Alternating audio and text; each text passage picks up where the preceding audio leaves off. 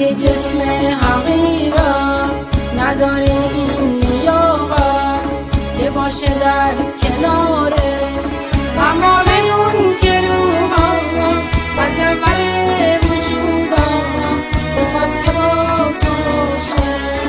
میگفت اگه یه روزی روح تو هم جداشه از این دنیا رهاشه، اونم باید رهاشه از جسم من جداشه، از جسم من جداشه. بره به اون دیاری به روزگار فناشه، به روزگار فناشه.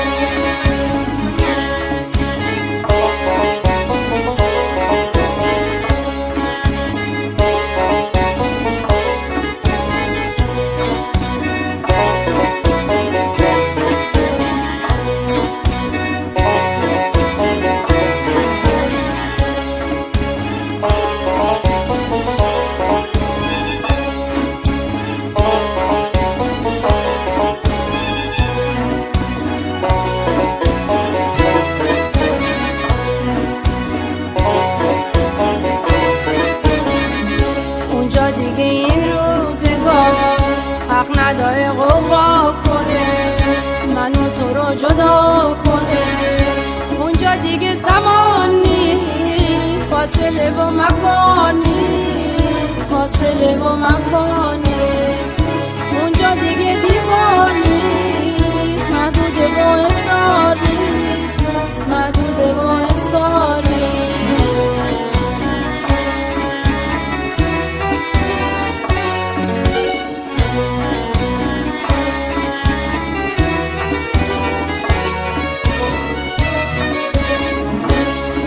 دیگه سرم نیست، خط کشی تنم نیست، خط کشی تنم نیست.